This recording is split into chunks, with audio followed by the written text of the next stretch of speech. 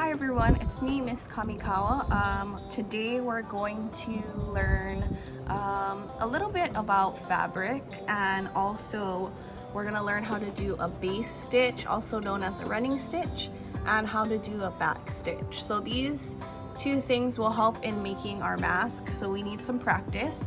The supplies that we need are your muslin that you picked up. If you just have scrap woven fabric, that will do okay as well. You need hand sewing needles, just regular scissors, marker or a pencil, thread of course, and fabric scissors like this. This is the goal. When you're done, you're gonna turn this in a picture of this onto your Google Classroom. So let's get into the tutorial. Oh, also in the tutorial, I'm filming this intro after, but I was calling it a base stitch the whole time, and it's also called a running stitch. So if I use that interchangeably, that's why. Also, this is how you're gonna label it. So put base stitch / running stitch. Okay. Also, if you got to pick up this guy, the tutorials for making a knot, as well as the base stitch and back stitch, are in this book. I will put the page numbers on the screen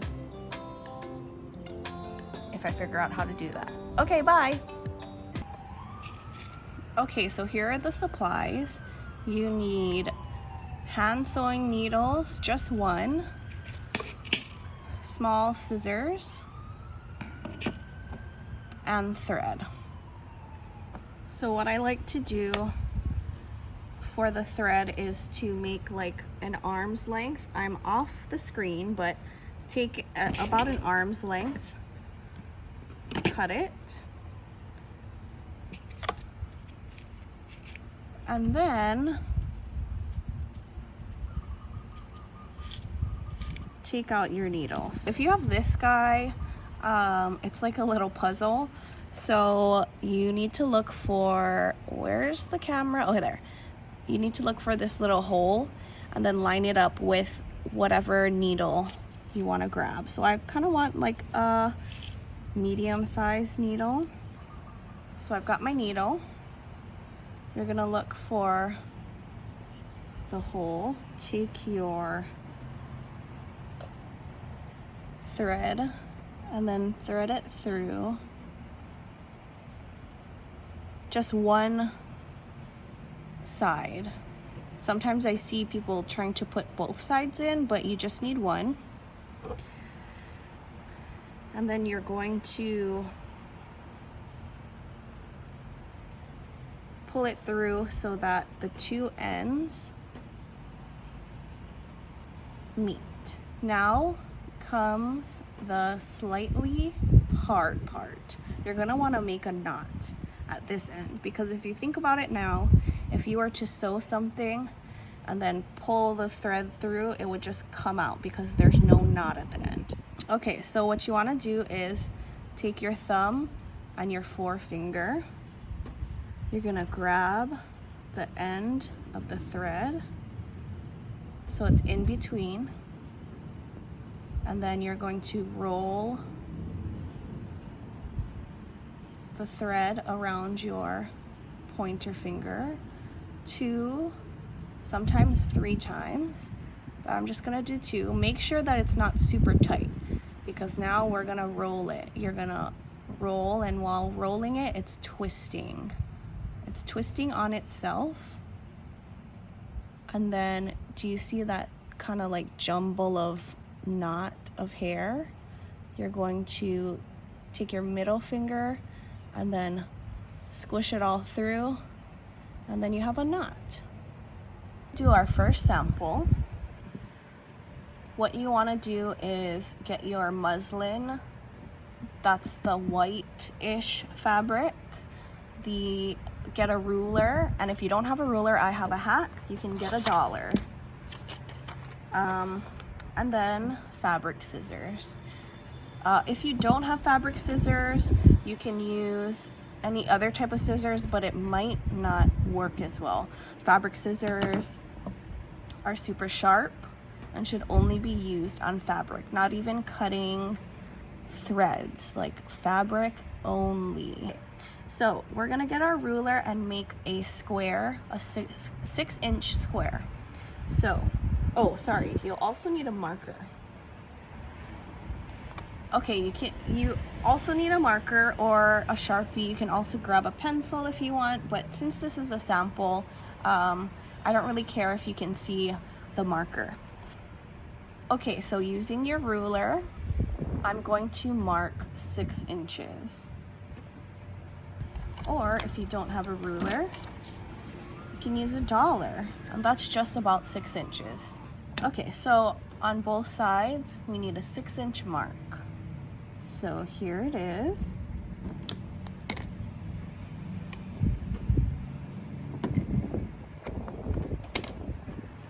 Okay, so 6 inches here and here we've marked.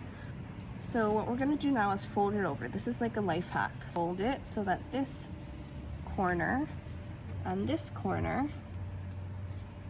line up with the marks we just made. Mark it just freehand, or you can use your dollar and or ruler to make a straighter edge.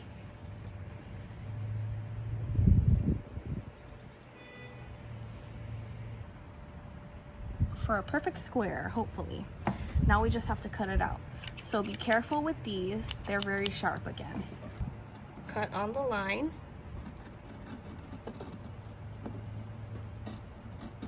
And just go for it. I'll show you how these work.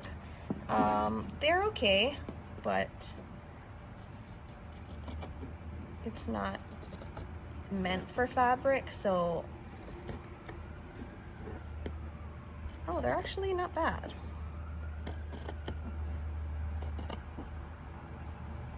But it's kind of taking longer, if you can see. Okay, these aren't bad actually, I take it back. These are the Scotch stainless steel. And we're gonna practice our hand stitching techniques on this. So this is our first real sewing assignment. Now that we have our square, you can see that I've written something. This is gonna be our first practice hand stitch. It's called the baste stitch. So baste stitching is a stitch that's meant to be taken off later. You usually do it if you're like fitting someone, like, oh, does this fit? Let me just like sew it together real quick. You can do it with your hands or on the sewing machine, but we're gonna learn the hand sewing technique now. Or for stability. So if you're sewing something together and you want it to stay together even more so than putting pins in it, you would baste it first and then do a more stable stitch after. We're gonna start with our stitch. Before we start, you're going to need a line to follow, and I'm just gonna take a pencil. You can use a marker, but that might get like on your hands, so I'm using a pencil. And I'm gonna do like 5 inches.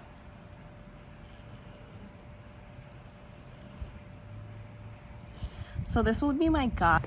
Okay, so I have my line. I've labeled it. I forgot to tell you to label it so you know what it is for reference later. And I have my thread.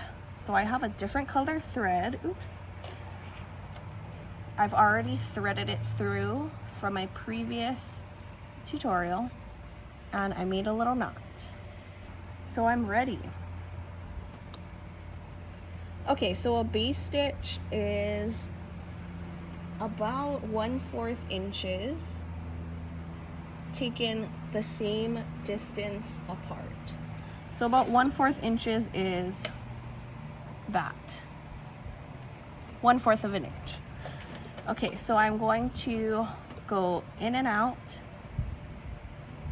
I'm starting at the end of that line that I made and then feeling through to 1/4 of an inch, and then I'm going to go out. Can you see that? The needle is out.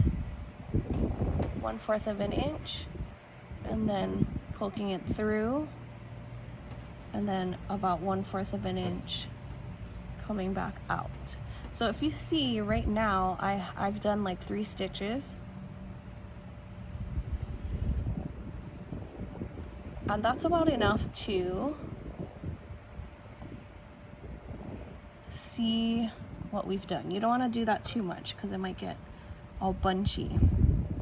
So you can see here that we have the beginnings of a base stitch. So just super easy, going back and forth, and we can double check. It's about exactly 1/4 of an inch.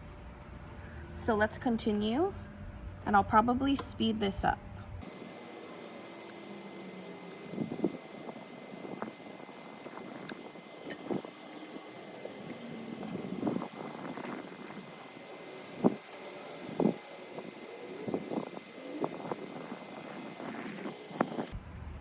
Okay, now I'm going to tie the ends, because if you can see, if I pull on this, it won't come through because we have that knot that we made at the end, but now we have to tie a knot on this side so that it doesn't come out on this side.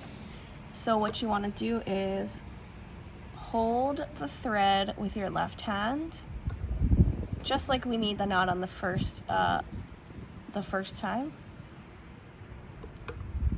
And then you're going to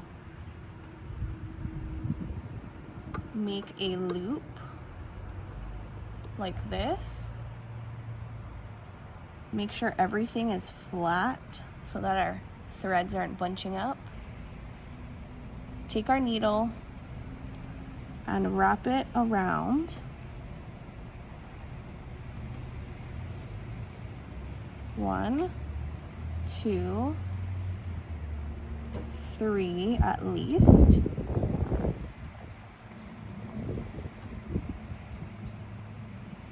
Pull it through and make sure all those loops that we just made go down to where the thread meets that fabric. And then you can press on it with your nail and pull. We need to grab this end, and what we're gonna do is make a loop. So we're gonna loop it around our 2 fingers, oopsies, and then this thread goes under and touches where the thread is coming out. So you want it to be right there, because that's where the knot's gonna end up. Then we're going to grab our needle, and on the top where our pointer finger is, you're going to go into the loop and then out and then back in, and then one more time, and then thread it through. And then you should have like some loop-de-loops around this original loop. You want to push all those down. This is easier when you're not filming. So push all those down again to where the thread is meeting, coming out of that fabric.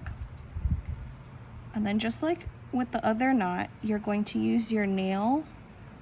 Make sure that the knot is there behind your nail, and you're going to pull that remaining thread loop taut, and then that's your knot. So before you do that, you got to make sure that your thread is flat. Okay, so here's our knot close-up. When you're done with that, take your smaller scissors, not your fashion fabric scissors, and then you're gonna cut that as close to the knot as you can without cutting the knot off. And then do that to the other side as well. That's just like a best practice. Even when you're sewing on a sewing machine, you don't want like danglies coming off if you're actually making like a real. Now we're going to take the same fabric that we did our base stitching and do our back stitching. So this is a little bit different. We're gonna still start on the right side, but we're gonna start on the back, or the wrong side of the fabric. Needle through, can you see that? About 1/4 of an inch beyond that start of the line. So I'm gonna pull it through all the way so that my knot is in the back. And then I'm going to insert my needle at the beginning of the line and then go beyond that first stitch, or where I came out, about 1/4 of an inch. And then I'm gonna pull it through.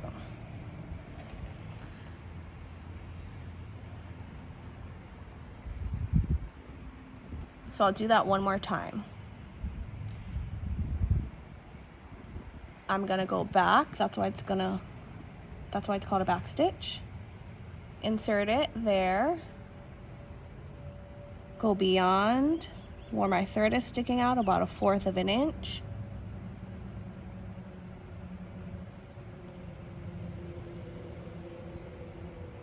And then pull the thread through. Make sure that it's not super tight. If you pull it super tight, it'll look like that, and that's no good. You always want it to be flat. Okay, I'll do it one more time if you need another example. So I'm gonna poke my needle through, go past where it's coming out, about 1/4 of an inch, pull my thread through, make sure I'm pulling it just enough so that it's flat, and then that is my back stitch. Do I have enough thread? Make sure you have enough thread.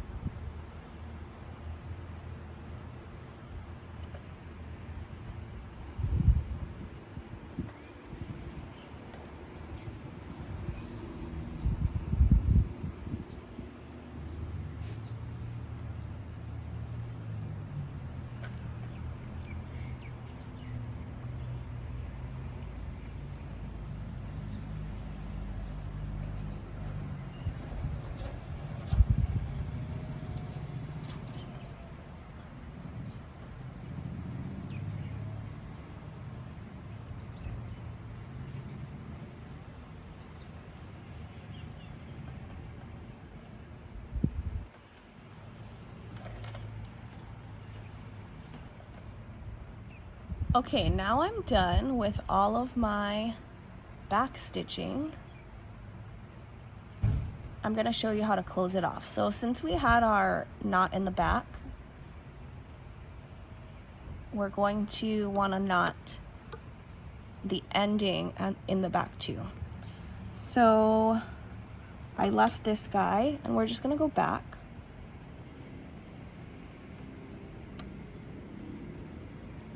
And do a knot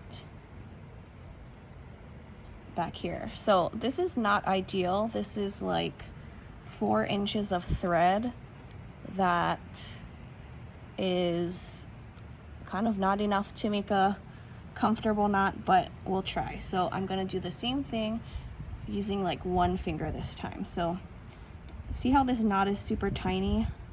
Not the greatest when you're starting off. I'm looping it 3 times, pulling it through, and then using my nail to hold down the thread while I pull with my right hand. I guess if you're left-handed, you have to do this the opposite way, or you can try it. So here's my knot. To close it off, I made sure that I didn't pull it super crazy so that my threads lie flat. So this is what we're going to use for making our mask. Okay, so that was the tutorial. Hopefully yours looks like this. Perfect. If so, upload or take a picture of it. Make sure that it's like kind of close up so I can see the details in order to grade you, and then upload that to your Google Classroom assignment.